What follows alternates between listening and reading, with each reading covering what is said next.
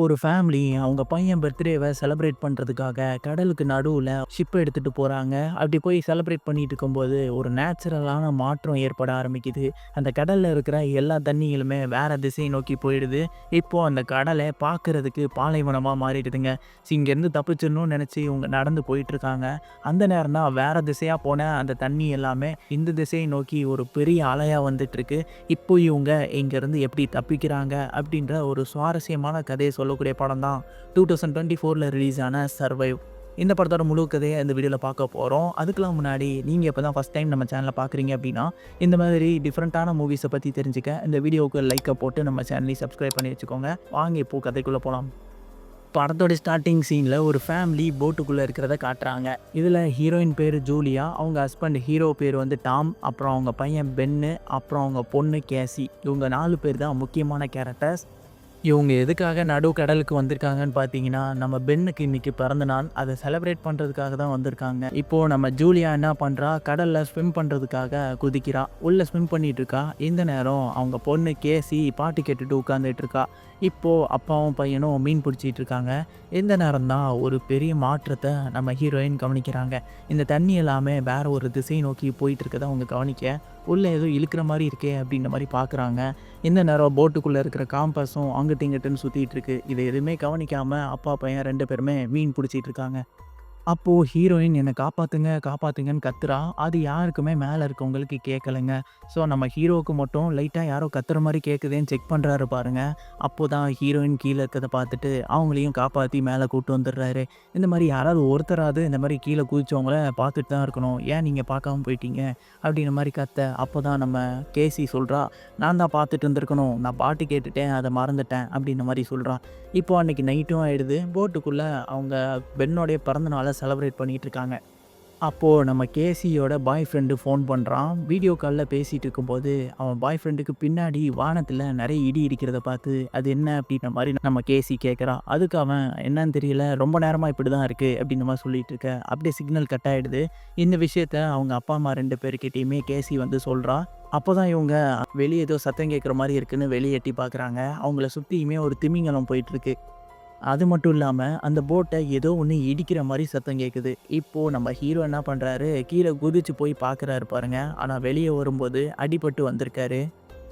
அவருக்கு காயத்துக்கு மருந்து போட்டுட்டு இப்போ அவர் சொல்கிறாரு, கீழே நான் ஏதோ ஒன்று பார்த்தேன், நான் திரும்பி பார்க்கும்போது நம்ம போட்டோடைய ஃபேனில் இடிச்சுக்கிட்டேன் அப்படின்றத சொல்கிறாரு. அந்த ஃபேனை இடித்ததில் அதில் கொஞ்சம் ரிப்பேர் ஆகிடுச்சு. இப்போது நம்மளால் இந்த போட்டை எடுத்துகிட்டு போக முடியாது அப்படின்ற விஷயத்த சொல்கிறாரு. இன்னும் 4 நாளைக்கு நம்ம இங்கே தான் இருந்தாகணும் அப்படின்னு சொன்னோன்னே எல்லாருமே ஷாக்காக பார்க்குறாங்க. நம்ம கேசியும் அவனோட பாய் ஃப்ரெண்டுக்கு காண்டாக்ட் பண்ண முடியுதான்னு சொல்லி போட்டுக்கு மேலே ஏறி சிக்னல் கிடைக்குதான்னு பார்க்குறா. ஆனால் அப்பயுமே கிடைக்கல. உள்ளே இருக்கிற நம்ம ஹீரோயினும் ரேடியோ மூலிமா காண்டாக்ட் பண்ண ட்ரை பண்ணுறாங்க. அவங்களுக்குமே எந்த ஒரு பதிலுமே வரலங்க. ஸோ இப்போது இப்படியே கொஞ்சம் நேரம் போயிட்டு இருக்கும்போது வானத்துலேருந்து வந்த ஒரு எரிக்கல் இந்த கடலில் விழுகிறத இவங்க நோட் பண்ணுறாங்க. அது மாதிரி இன்னொரு கல்லுமே வந்து விழுகுதுங்க.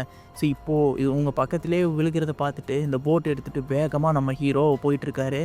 அப்போது இந்த போட்டை நோக்கி ஒரு எரிக்கல் வந்துட்டுருக்கு. ஜஸ்ட்டு மிஸ்ஸில் அந்த எரிக்கல் இந்த போட்டுக்கு பின்னாடி போய் விழுந்துடுது.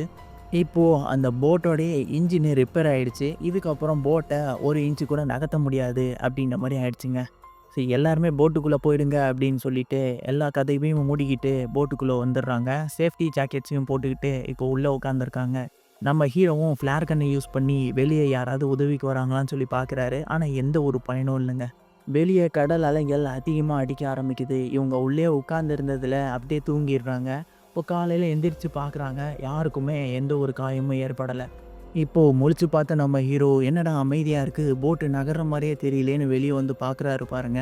அப்போது இந்த போட்டு ஒரு பாறைக்கு மேலே நின்றுட்டுருக்கு. என்னன்னு பார்த்தீங்கன்னா, நேற்று வந்த அந்த பிரச்சனையில் இங்கே இருக்கிற தண்ணி எல்லாமே வேறு திசையை நோக்கி போயிடுச்சு போல். இப்போ இந்த கடலே வந்து பார்க்கறதுக்கு பாலைவனம் மாதிரி மாறிடுச்சு. இவங்க எல்லாருமே மிரண்டு போய் அங்கே இருக்கிற பெரிய பெரிய பாறைங்களை பார்த்து நின்றுட்டு இருக்காங்க. அப்போ தான் நம்ம ஹீரோ கீழே இறங்கி காம்பஸை வச்சு செக் பண்ணுறான். அதில் நார்த்து பக்கத்தை சவுத்துன்னு காமிக்குது, சவுத்து பக்கத்தை நார்த்துன்னு காமிக்குது. அப்போ தான் அவன் புரிஞ்சுக்கிறான், இங்கே இருக்கிற கடல் தண்ணி எல்லாமே அப்படியே நகர்ந்து இன்னொரு திசையை நோக்கி போயிருக்கு. இது 7000 வருஷங்களுக்கு முன்னாடி நடந்த மாதிரி இப்போவும் நடந்திருக்கு. ஸோ அதனால மனித இனமே அழிஞ்சு கூட போயிருக்கலாம் அப்படின்ற மாதிரி சொல்லிட்டு இருக்காரு. ஏன்னா கடல்ல இருக்கிற தண்ணி எல்லாமே இந்த பக்கமா போச்சுன்னா ஊருக்குள்ள தானே வந்தாகும். அந்த மாரி அவங்க ரொம்பவே பயந்துட்டு இருக்காங்க. இப்போ நம்ம பெண் என்ன பண்றான், அவன் பிறந்த நாளைக்கு வச்சிருந்த பலூன்ஸ் எல்லாத்தையுமே கட்டி மேல பறக்க விடுறான். இத பார்த்துட்டு யாராவது உதவிக்கு வருவாங்கன்னு நெனச்சிட்டு இருக்கான். இப்போ உள்ள இருந்த நம்ம ஹீரோ ரேடியோ மூலியமா பக்கத்துல யாராவது இருக்காங்களான்னு சொல்லி செக் பண்றான் பாருங்க. அப்போ ஒருத்தர் ஒரு சப்மரீன் உள்ள இருக்காரு போல. அவரு நம்ம ஹீரோ கிட்ட பேசுறாரு. நான் இந்த மாரி கடலோட ஆழத்துல இருந்தனால தப்பிச்சுக்கிட்டேன். என் சப்மரீன் கீழ தான் இருக்கு. என் கூட வந்த பார்ட்னர் செத்து போயிட்டான். இப்போ நான் மட்டும் தான் உயிரோட இருக்கேன் அப்படின்ற மாரி சொல்றான். இப்போ கடல் தண்ணி எல்லாமே இன்னொரு பக்கமா போயிடுச்சு. இன்னும் 1 வாரத்துல நம்மள நோக்கி அது வரும். அதுக்குள்ள நீங்க உயரமான இடத்துக்கு போய் தப்பிச்சிருங்க அப்படின்ற விஷயத்த அவர் சொல்றாரு. இத கேட்ட நம்ம ஹீரோ அப்படின்னா ஓகே சப்மரீன் வந்து ரொம்பவே பாதுகாப்பா இருக்கும். ஸோ அதனால என்னோட 2 பசங்கள மட்டுமாவது உங்க சப்மரீன்குள்ள ஏத்திக்கோங்க அப்படின்றத கேட்குறாரு. ஆனா அந்த நபர் பார்த்தீங்கன்னா, அப்படிலாம் முடியாதுங்க. ஆல்ரெடி நான் ஒருத்தன் மட்டும் தான் இருக்கேன். இது ரொம்பவே சின்ன சப்மரீன். அதனால முடியாது அப்படின்ற மாரி சொல்ல, அப்போ நம்ம ஹீரோ ரொம்பவே கெஞ்சி கேட்க, அப்புறம் வேற வழி இல்லாம அவரும் ஒத்துக்கிறாரு. அவர் எந்த இடத்துல இருக்காரு அப்படின்ற விஷயத்தையும் கேட்டுட்டு, இப்போ நம்ம ஹீரோ வந்து நோட் பண்றாரு மேப்ல.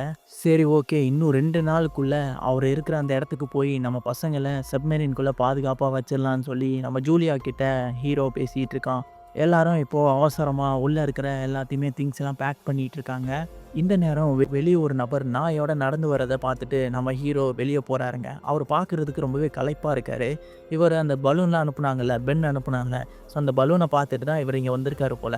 அவர்கிட்ட போயிட்டு தண்ணி பாட்டில குடுக்குறாரு பாருங்க. அவரும் தண்ணிய குடிச்சிட்டு தேங்க்ஸ் சொல்லுவாருன்னு பார்த்தா, அந்த தண்ணி பாட்டில வச்சு நம்ம ஹீரோவோட மூஞ்சில அடிச்சு அவர தள்ளி விட்டுர்றாரு. அந்த நேரம் அத பார்த்த நம்ம ஜூலியா ஹீரோயினும் அங்க ஓடி வரா, நம்ம ஹஸ்பண்ட காப்பாத்தணும்னு சொல்லி. அதுக்குள்ள இந்த நபர் அவர் கையில இருக்கிற ஈட்டி மாரி ஒரு வெப்பன் இருக்கு.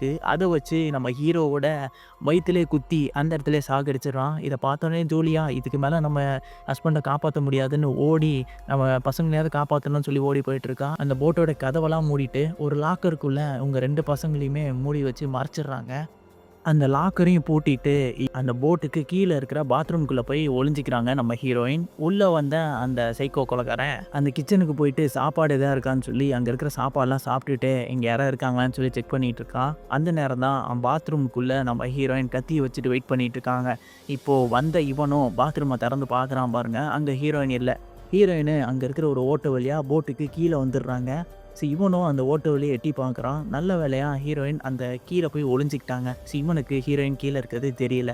ஆனா அந்த கொலைகாரனோட நாய் நம்ம ஜூலியாவ பார்த்துருது. இத பார்த்தோனே கத்திய வச்சு அந்த நாய அங்கேயே போட்டு தள்ளிட்டு அவங்க ஓடிர்றாங்க.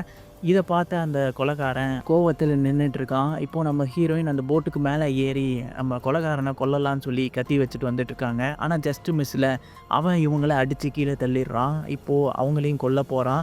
இந்த நேரம் இது எல்லாத்தையுமே பார்த்துக்கிட்டு இருந்த நம்ம கேசி இருக்கால்ல, அவ வந்து நம்ம அம்மாவ இதான் காப்பாத்தி ஆகணும். விட்டோம் அப்படின்னா அம்மா செத்துருவாங்கன்னு சொல்லி அந்த லாக்கரை விட்டு வெளிய வந்து அவ கையில இருக்கிற ஃபிளேர் கன்ன யூஸ் பண்ணி அந்த கொலைகாரன் மூஞ்சிலே அடிக்கிறா. அந்த பக்கமா போய் கீழ விழுந்துடுறான். இத பார்த்துட்டு இதான் சரியான நேரம்னு சொல்லி லாக்கர்ல இருக்கிற பசங்களையும் கூட்டுட்டு நம்ம ஹீரோயின் தப்பிச்சு போலான்னு பார்க்குறா. அந்த கொலைகாரன ஒரு எத்திட்டு அப்படியே வெளிய கூட்டு வந்துடுறாங்க. வெளிய வந்துட்டு பார்த்தா அந்த போட்டு தீ பத்திக்க ஆரம்பிச்சிருச்சு. இப்போ அவங்க நம்ம ஹீரோ செத்து போயிருந்தான்ல, அவன பார்த்து 3 பேருமே ஃபீல் பண்ணி அழுகுறாங்க. அந்த நேரம் தான் அந்த கொலைகாரன் அவனும் வெளிய உயிரோட வந்துட்டான். இத பார்த்தோனே ஹீரோயின் அங்க இருக்கிற பசங்களையும் இங்க இருக்க வேணாம்னு சொல்லி கூட்டு போறா. அங்கருந்து ஓடி ஒரு மலைக்கு நடுவுல போய் ரெஸ்ட் எடுத்துட்டு இருக்காங்க. இந்த நேரம் அந்த கொலைகாரனும் இவங்கள ஃபாலோ பண்ணிட்டே வந்துட்டான். ஸோ இத பார்த்துட்டு இங்க இருக்கக்கூடாதுன்னு சொல்லி ஓடுறாங்க. இவங்க எவ்வளோ தூரம் ஓடுனாலும் பின்னாடி அவன் வந்துகிட்டே இருக்கான். இவங்க எங்க போறாங்கன்னு பார்த்தீங்கன்னா, அந்த சப்மரீன் இருக்கும்ல, அந்த இடத்த நோக்கி தான் போயிட்டுருக்காங்க. இவங்க போற வழியிலேயே அந்த கடலுக்கு அடியில எவ்வளோ பிளாஸ்டிக் இருக்கு அப்படின்றத அந்த இடத்துல காமிக்கிறாங்க பாருங்க. அம்புட்டு பிளாஸ்டிக் இருக்கு. இப்போ அந்த கொலைகாரனை விட்டு ரொம்ப தூரம் தள்ளி வந்துடுறாங்க. நம்ம பென்னுக்கு டீஹைட்ரேஷன் ஆயிடுச்சு. ஸோ அதனால குடிக்க தண்ணி அந்த பாட்டில் எடுத்து பார்க்குறாங்க. அதில் கொஞ்சம் தான் இருக்கு. அவனுக்கு மட்டும் தண்ணியை கொடுத்துட்டு இப்போ நடந்து போகிறாங்க. போகிற வழியில் பக்கத்தில் ஒரு பிளெயின் கிராஷ் ஆகிருக்கும் போல் அந்த கடலுக்குள்ளே. அது ரொம்ப நாளாகவே இங்கே இருந்ததுனால ரொம்பவே அழுக்காக இருக்குது. ஆனால் வேறு வழி இல்லை, இங்கே தான் நம்ம இன்னைக்கு நைட்டு தங்கி ஆகணும்னு சொல்லி உள்ளே போயிட்டு அவங்க தங்க ஆரம்பிக்கிறாங்க. இப்போ நம்ம ஹீரோயின் வந்து அவங்க ஹீரோ கூட எல்லாம் ஃபேமிலியாக ஃபோட்டோ எடுத்திருப்பாங்கல்ல பென்னோட பர்த்டேக்கு. அந்த ஃபோட்டோவை பார்த்து ரொம்பவே ஃபீல் பண்ணி அழுகுறாங்க. ஏன்னா நம்ம டாமும் ஜூலியாவும் லவ் பண்ணி தான் கல்யாணம் பண்ணியிருப்பாங்க. ஸோ அதனாலேயே ரொம்பவே ஃபீல் பண்ணுறாங்க.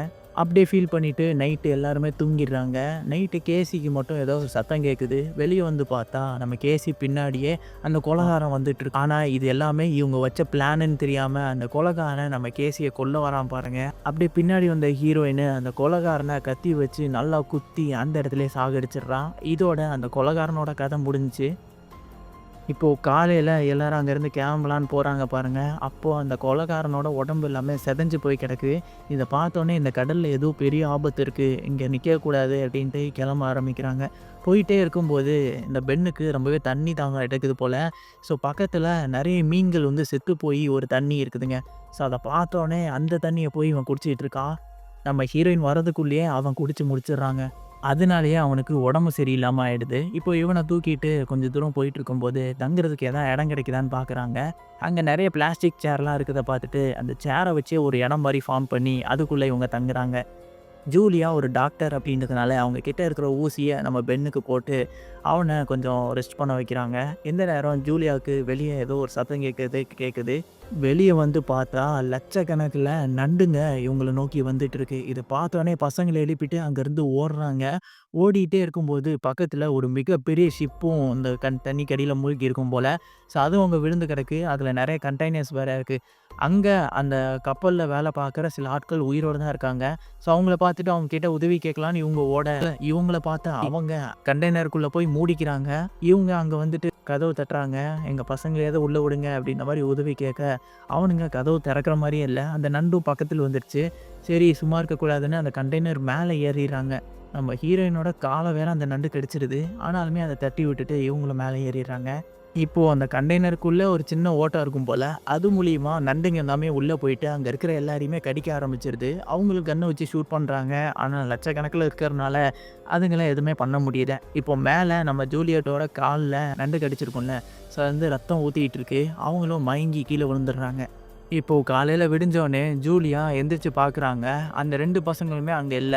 எங்க இருக்காங்கன்னு சொல்லி கீழ இறங்கி பார்க்க, அங்கேயுமே இல்ல. அவங்க 2 பேருமே தண்ணி குடிக்கிறதுக்காக தேடி போயிருக்காங்க போல. இப்போ அவங்க அம்மாவ பார்த்துட்டு ஓடி வந்துடுறாங்க. கீழ இருக்கிற ஒரு கன்ன பார்த்துட்டு அதையும் எடுத்து வச்சுக்கிறாங்க. இப்போ உள்ளுக்குள்ள ஏதா ஐட்டம் கிடைக்குதான்னு சொல்லி தேடிட்டு இருக்கும்போது தான், அந்த ஆட்களோட சேட்டலைட் ஃபோன் ஒண்ணு இருக்கும் போல. அத எடுத்து வச்சுக்கிறாங்க. ஸோ அந்த சேட்டலைட் ஃபோன் மூலியமா அந்த நீர்மூழ்கி கப்பல்ல ஒரு கேப்டன் இருந்திருப்பார்ல, அவருக்கு கான்டாக்ட் பண்ண முடியுதான்னு ட்ரை பண்றாங்க. ஒரு வழியா அந்த கேப்டனுக்கும் கால் கனெக்ட் ஆயிடுது. அவன்கிட்ட "நாங்க மேப்ப தொலைச்சுட்டோம். இப்போ எப்படி வருது?" அப்படின்ற மாரி கேட்க, "நானுமே இங்க அந்த நண்டுங்க கிட்ட இருந்து எப்படியோ தப்பிச்சுட்டேன். அந்த நண்டுங்க இங்க வந்துருச்சு அப்படின்னா, கூடிய சீக்கிரமே கடல் அலையும் இங்க வரப்போகுது. அதனால சீக்கிரம் ஓடி வாங்க. நான் என்கிட்ட இருக்கிற ஃப்ளேர் கன்ன யூஸ் பண்றேன். அது மூலியமா என் இடத்த கண்டுபிடிச்சு வாங்க" அப்படின்ற மாரி சொல்றான். இப்போ நம்ம பென்னுமே அந்த ஃப்ளேர் கன் இருக்கிற இடத்த பார்த்துடுறான். இந்த பக்கம் தான் இருக்கு அப்படின்னு சொல்லிட்டு எல்லாருமே அந்த பக்கத்த நோக்கி நடக்க ஆரம்பிக்கிறாங்க. ரொம்ப தூரம் போன பிறகு அங்க ஒரு மஞ்ச கலர்ல ஏதோ ஒண்ணு பார்க்குறாங்க. அதுதான் அந்த சப்மெரின் அப்படின்றத அவங்க புரிஞ்சுக்கிறாங்க. இதுக்கப்புறம் அத நோக்கி போகும்போது அந்த இடத்துக்கு நடுவுல நெறைய பாறைகள் இருக்கு. ஸோ அதுக்கு மூலியமா தான் போயாகணும்னு சொல்லிட்டு அந்த பாறைங்களுக்கு உள்ள நடந்து போயிட்டுருக்காங்க. அப்படி போயிட்டுருக்கும்போது மணல் சரிவாகி அதில ஒரு பாறை நடுவுல வந்து விழுந்துருது. இந்த பக்கமா நம்ம ஜூலியா மாட்டிக்கிறாங்க. இப்போ நம்ம 2 பசங்களால மட்டும் தான் தப்பிச்சு போக முடியும். அதனால நம்ம ஜூலியா நீங்க 2 பேரும் போயிடுங்க. இன்னும் கொஞ்ச நேரத்தில தண்ணி வந்துரும். நான் எதா பார்த்துக்கிறேன். நீங்க 2 பேரும் போய் தப்பிச்சுருங்க. அந்த சப்மெரின்குள்ளேயும் 2 பேரால மட்டும் தான் இருக்க முடியும். ஸோ போங்க அப்படின்ற மாரி கத்துறா. ஆனா அங்க இருக்கிற அந்த 2 பசங்களுமே முடியாது அப்படின்ற மாரி அழுகுறாங்க. ஏன்னா அம்மாவ விட்டு எப்படி போவாங்க.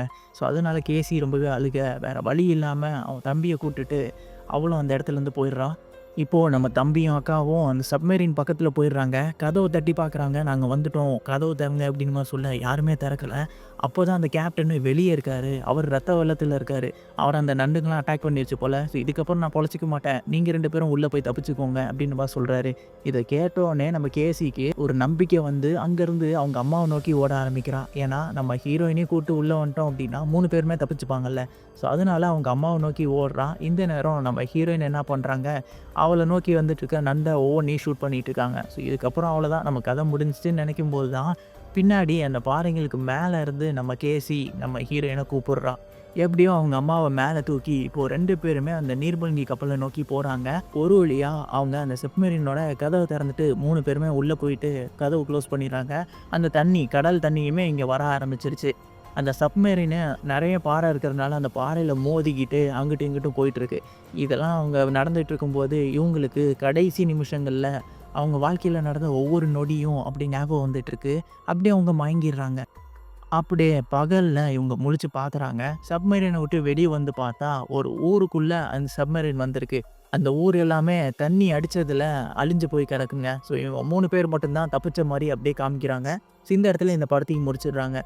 ஸோ கொஞ்சம் டிஃப்ரெண்ட்டான மூவியா இருந்திருக்கும். இந்த படம் உங்களுக்கு பிடிச்சிருந்ததா இல்லையா அப்படின்றத கமெண்ட்ல சொல்லுங்க. நான் வேற ஒரு இன்ட்ரெஸ்டிங்கான மூவில உங்கள வந்து சந்திக்கிறேன். Until then signing off.